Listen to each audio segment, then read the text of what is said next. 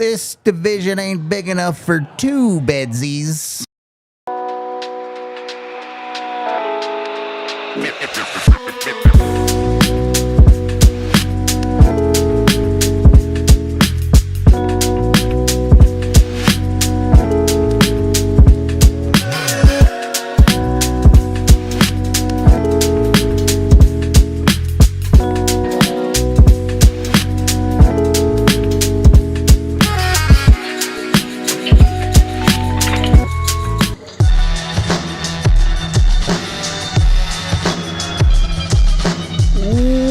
Welcome into the DNVR Avalanche pregame show live from the Toyota Lounge and powered by your Front Range Toyota dealers. Bailey and Rudo coming to you as the Avs taking on the Chicago Blackhawks on the SEGABABA in Chicago. It might be tough work on the Avs' legs tonight. I don't know what to expect. Bailey, do you have a vibe on this one? Your guess is as good as mine. I think I'm a little... You only hope it goes better than a lot of what we saw yesterday. Yeah, you would like it to be better, at least mechanically, but if the scoreboard's the same, I'll be all right with it. Yeah. I guess that's more so what I'm mentioning. But yeah, I'm hoping since a lot of their legs where maybe it looked like they were saving them yesterday, we see a little more motor. I hope so. Tonight, which, is... I won't be mad at that, especially with, this being the better of the two matchups. I mean, if they want to score 15 seconds in again, that would help. That would go a long way for a team on Brent a SEGABABA. Burns, can you do it again, please? Scott Wedgwood drawing in goal for the Avalanche. Not unexpected there, but let's be honest. The real conversation tonight is going to be Nathan MacKinnon versus Connor Bedard. Yep. I get it. Connor Bedard's having a really good year. It feels like a breakout for him that they've been waiting for in the NHL, but are we really putting his name in the same breath as Nathan MacKinnon? He deserves it. Give him a season. Give him a little bit. Maybe when he's in his prime, he's like 20 still. He's a long way to go for him. No, and that's fair conversation there. But I do think, and I thought it was really interesting when I was talking with Jay earlier, which we'll air that here in a little bit, talking about how much on the off-ice side of things, the work that Connor Bedard has put in, and a lot of that is being showcased this year. So I wonder if that's obviously maybe having a season like this, we don't know if this is the norm yet for a guy like Connor Bedard, but it could be. Yeah. Very well could be. It could be. I don't get me wrong. I like him. Really fun to watch. Really good player. But let's not put him up there in the Hart Trophy conversation just yet. All right. And I think there's a difference to be had here. Yes, he's keeping up with the likes of a Nathan MacKinnon and a Connor McDavid, but I think he's got a couple years to go before the Hart conversation starts becoming a more serious one. Have a great year, Connor Bedard. I'm all for it, but... ways to go. Yeah, you got a little bit. And he can lose all of his hearts to Mack and Celebrini anyway. It's fine. Bitter.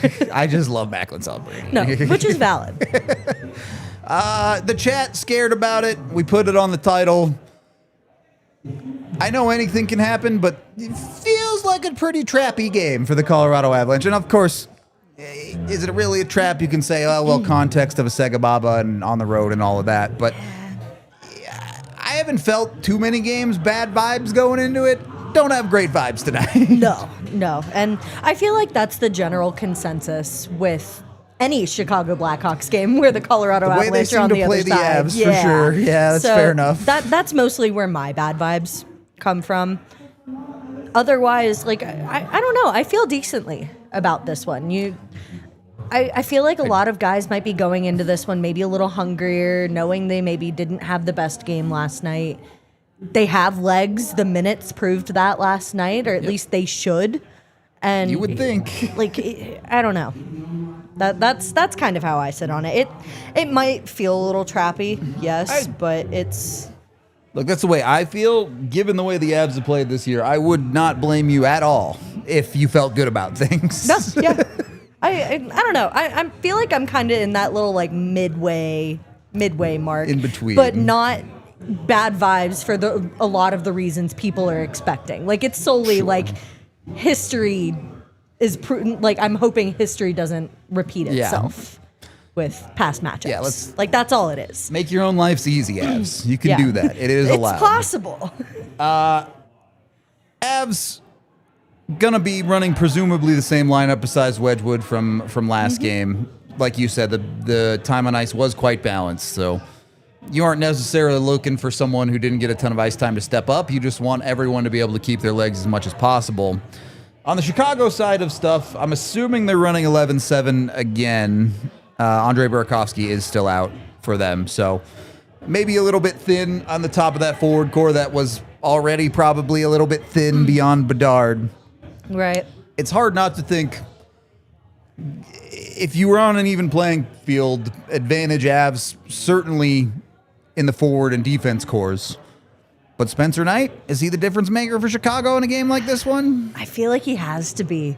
You've got a really tight Avs team coming off of a really good goaltending performance from the guy who has not started as many games as the guy who is going to get the start tonight, which is, again, no slouch. No, not by any means. Scott Wedgwood has been incredible for this Avs team, and that's going to be the big thing for me is who can outshine who. You're expecting top-end talent, a Connor Bedard, maybe a Teuvo Teravainen stepping up on Chicago's side of things, but you have some top-end talent with the Avalanche too, who are, again, going to be looking to step up given the game some of them had last night. Goaltending's going to be a huge conversation here.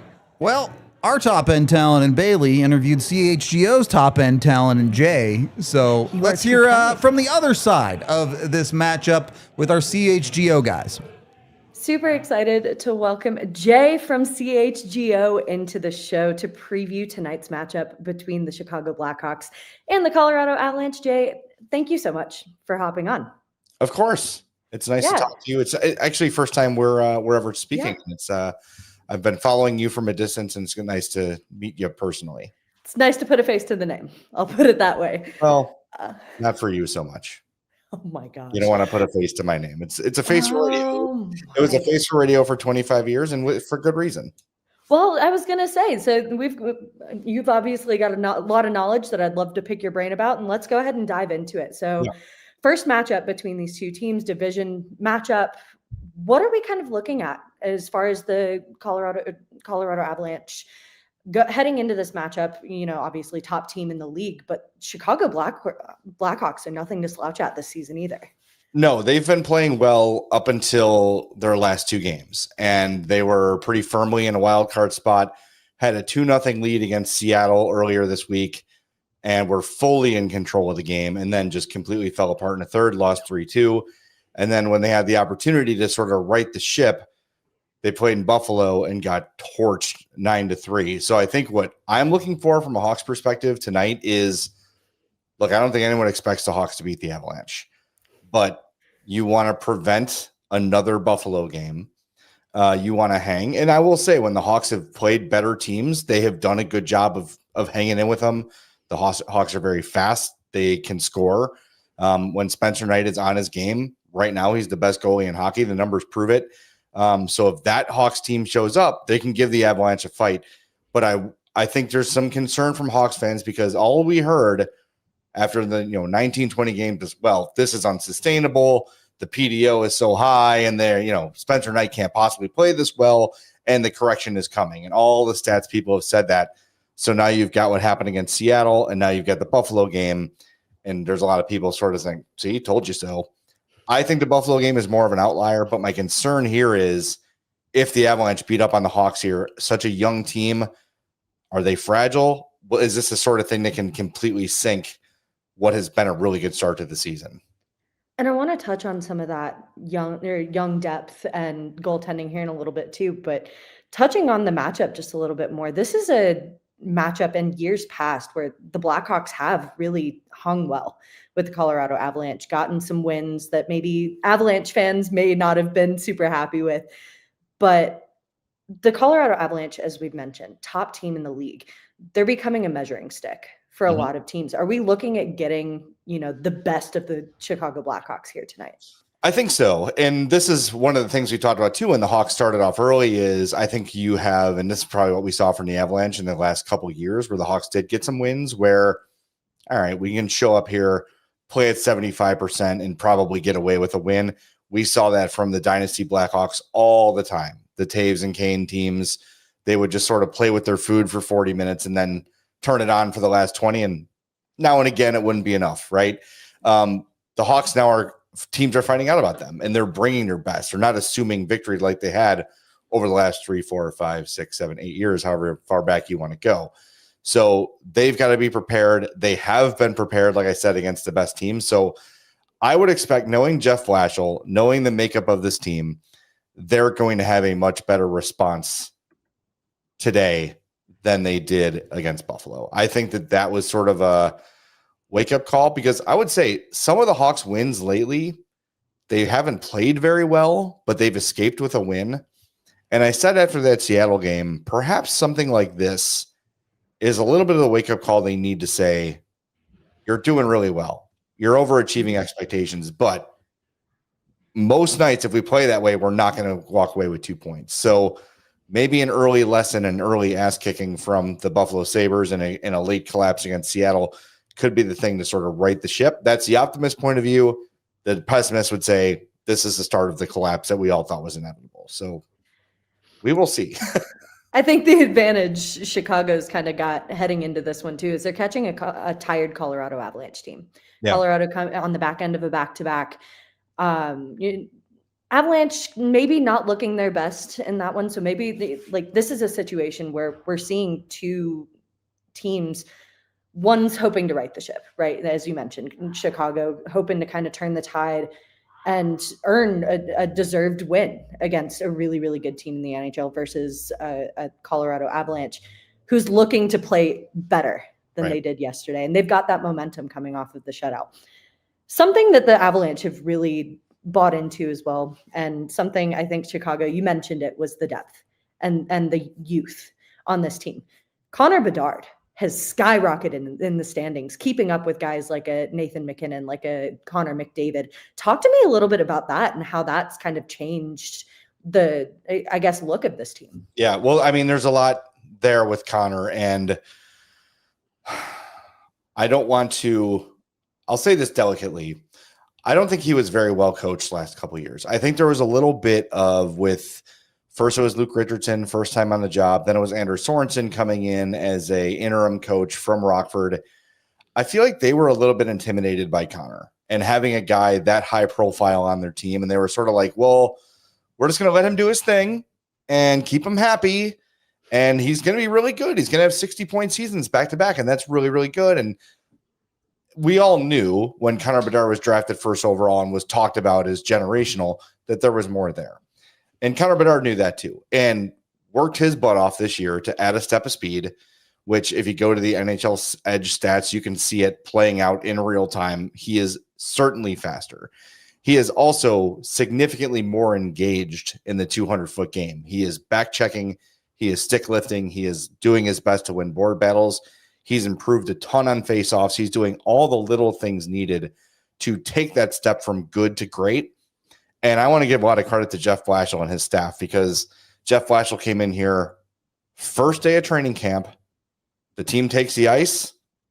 They do one lap into drills immediately. And if the drill is not crisp, there's a consequence. Go touch the boards, come back. Let's do it again. Do it again. He has come with a level of intensity and expectation that I frankly think that players want. They want to be coached. They want to feel like the guy behind them on the bench has confidence in what they're doing. And I think that was lacking the first 2 years. The other thing I'll say too, for Connor, this is the first time, well, his first seasons in the NHL, when you think about it, were probably the first times in his life he was challenged at hockey, where he could not just take the ice and do whatever he wanted at any moment. And he had to kind of learn at the NHL level how to play the NHL game, where you can't extend a shift by 30 seconds because you think you can make something happen and split two defensemen. You're not going to split two defensemen in the NHL. It's not going to happen on a regular basis. So those sort of lessons had to happen along the way as well. They have. He's learned from them. And if you were to go watch a game, just pick a random game from last year and pick a random game from this year, two entirely different players. He has really bought in to what Jeff Blashill said, and I really think that the message got through to him personally. It's a kid who wants to be great. He lives and breathes hockey. He's got no social life. He has no interest outside the game. He is just 24/7 hockey, and he wants to be great, and he did everything he could to become great. And I think, sometimes when you've got a young player with this much, hype behind him, they might be resistant to coaching. That has not been the case with Connor Bedard. He has been a sponge this year, and it's really shown. He's been outstanding. I feel like a kid who eats, sleeps, and breathes hockey is exactly what a city like Chicago needed to kind of get back on their feet too. 100%. That's been incredible to watch. Well, I mean, we had it in Jonathan Toews too, right? Like Jonathan Toews was a very similar hockey mindset. Patrick Kane did have interests off the ice. They're well documented. But like to have a guy who, and I'll say this too, with Bedard, the coaches would joke, like, we want to hide his skates and his stick because he won't get off the ice. And Nick Foligno even said to him, like, dude, you have to pump the brakes. This is an 82-game season. You can't do it at this pace. It is not sustainable for you. You are going to burn yourself out. You're going to run out of gas late in the year. And I think after 2 years where Bedard would probably say less than I expected of myself, that message finally got through. Remember, he's 20. Mm-hmm. Right? When I was 20, I was an idiot. I'm still an idiot, especially when I was 20. Right? Like that's not even, you can't even think about like the mental maturity for someone to have to at that age to say, you know what? I need to reevaluate myself. You're 20. You can't even buy a drink in a bar yet. And he has to kind of completely reinvent his game. And he went about it the right way and did it. Took the feedback, and also took it upon himself to say, I gotta be better, and he did it, and he's been tremendous. And even in like the Buffalo game where they're just getting blitzed, Connor Bedard was the best player for the Hawks. Him and Bertuzzi were like the two Hawks that showed up that night. So that's what you want to see, is even when things are not going well, he doesn't disappear. He is still trying to drag this team into contention, into winning. And before we move down the ice too, I guess I kind of wanted to touch on that a little bit more too. The guys surrounding Connor are a big part of why this team has found success as well. Talk to me a little bit about what's kind of working around him. Well, Tyler Bertuzzi has been absolutely insane this year. I don't know what is happening. Tyler Bertuzzi's got a well-documented NHL career. And last year, his first year with the Hawks, very much played to the back of the hockey card, right? Like the numbers we all expected, but there'd be long stretches, 6, 7, 8 games where you barely even notice Tyler Bertuzzi. Mm-hmm. Now when he's on the ice, you can't mistake him. He's got this move on the power play where he drops to one knee, puts his foot behind his stick blade, and just redirects pucks. Like I've never seen anyone do it with that level of proficiency before. He is, for what he lacks in grace, he makes up for in grit. He is battling for every puck, falling down, diving headfirst to keep pucks in the zone.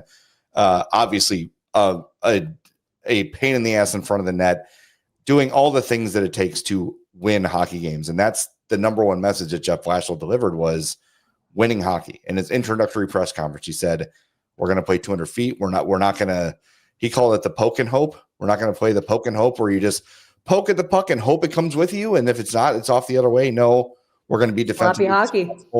Right. Exactly. So all those things that he's preached, Tyler Bertuzzi does that in spades. And I think Bertuzzi loves playing for Blashill. Those two guys are lockstep. He's always played his best hockey under Blashill, did it in Detroit, and is now doing it in Chicago. And aside from Bertuzzi, I mean, Frank Nazar, who plays in the power play with Bedard, has jumped onto the scene. I think he's a little banged up. He missed a couple games, got cross-checked in the hip against Calgary, and hasn't looked exactly the same since then.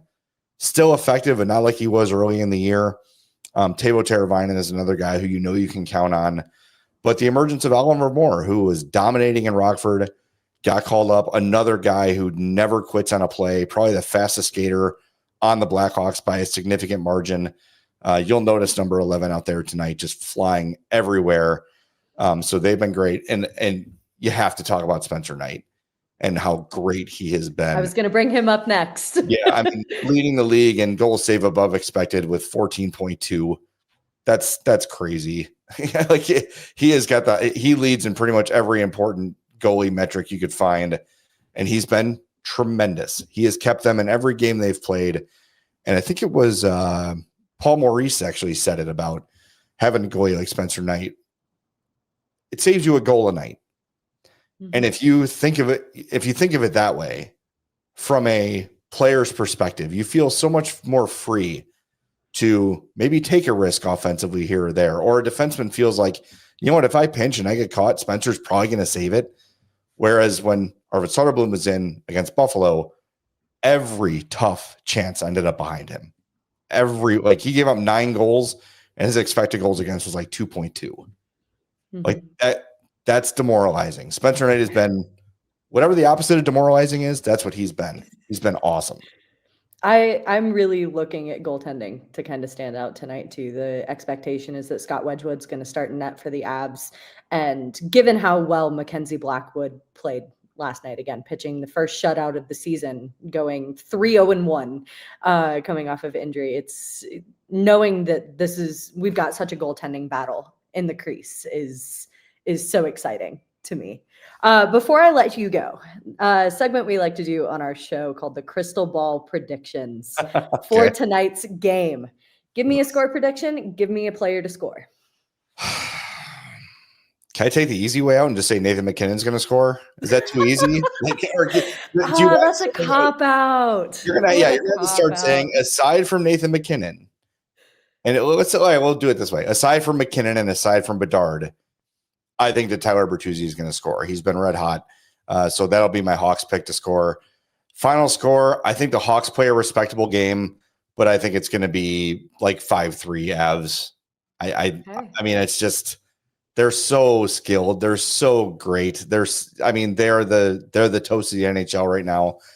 And I remember when I was in we came down to DNVR a couple of years ago. And I talked to AJ and Rudo and I said, like, guys, you gotta appreciate this because it feels like it's going to last forever, and it's not going to last forever. So just as a reminder to all you Avalanche fans, it will not last forever.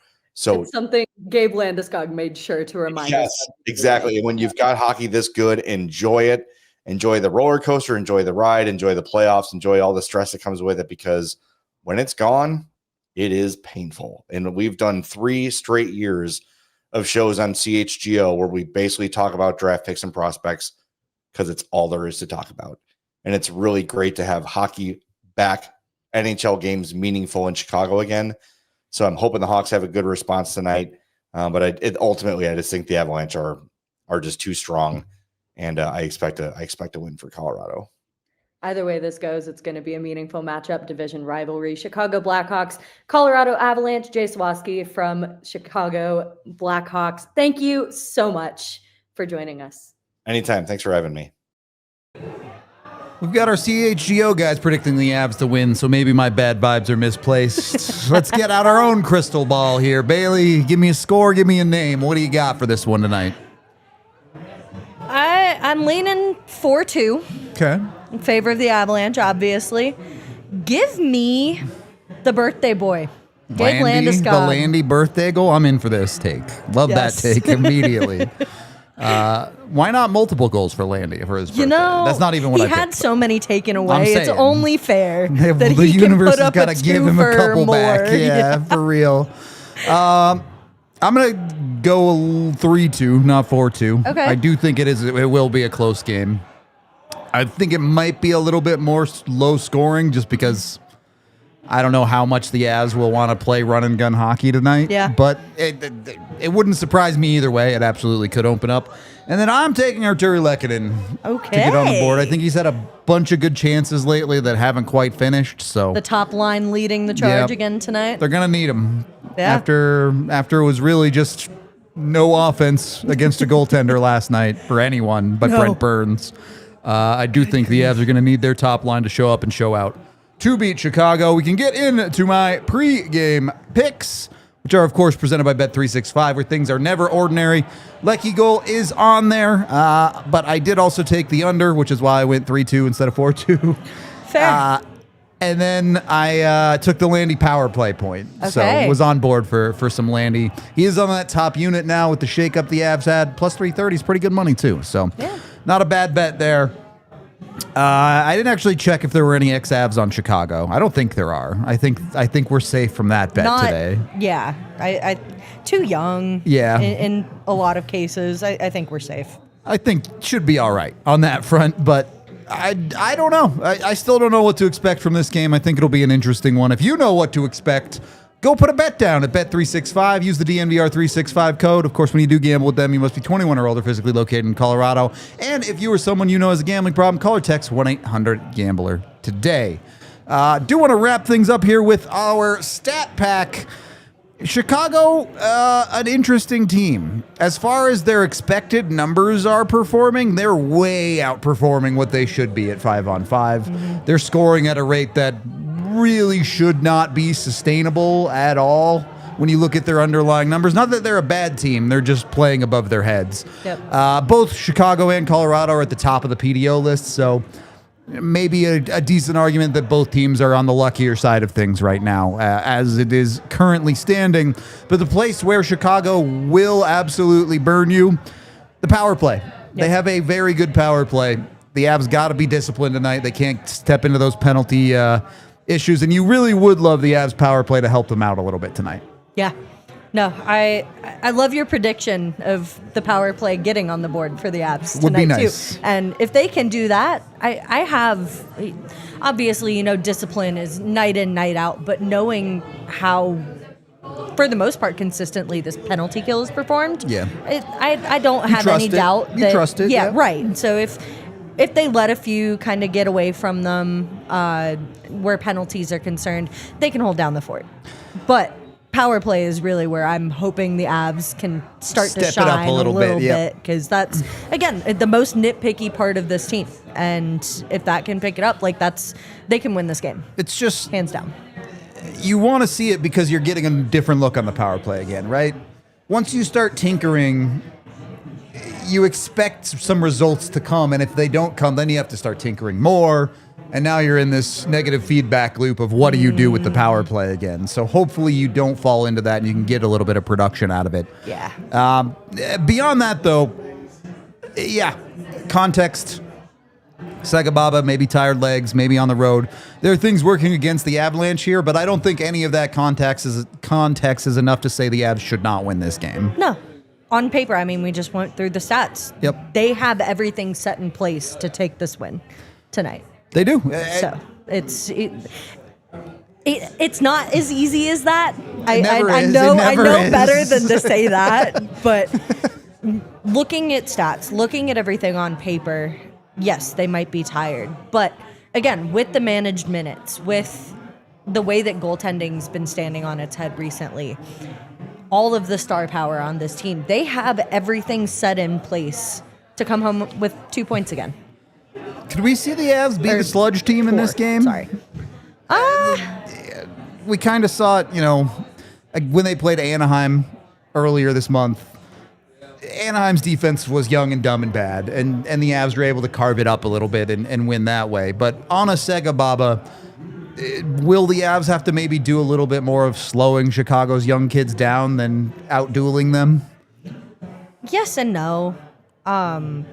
They've got speed, they've got good talent, but ultimately, if you're able to play the game that they play, they've got speed too. They don't really need to worry about that because they can match them there. The thing that's really going to bite them is if they start to get too fancy. Especially after same last story, game. different night. Yeah. Right. And so if they can, that should be the story every night. Unfortunately, that's just that's the one hole the Avalanche have been really good at getting themselves into. Yeah. If they can slow that game down for themselves, I don't think they have anything to worry about in terms of, getting Chicago to slow down. They've got that. They've got the confidence. They've got the chemistry, most off. I don't know. I'm not exactly looking at this to be a sludge. Okay. Not in the same way maybe a Rangers game was, or in that way. Look, I'm down. I'll do whatever it takes for the Avs to win. They're at 8. They're trying to make it 9 in a row. I told you yesterday, 9's my lucky number. Let's go. Let's make it happen. Let's get Bailey's lucky number, and then they can get to 12, and then they can stop. so I don't have to bleach my hair. No, they for the bit, Rudo. Come on. We are going to wrap up this pregame show. We do appreciate you hanging out. Watch along, coming your way in a few minutes with Micah. Come join us for that. And then Bailey and I will break it all down for you postgame no matter what happens. So we will see you in a few minutes. This has been the DNVR Avalanche pregame show. We all silly like the mayor.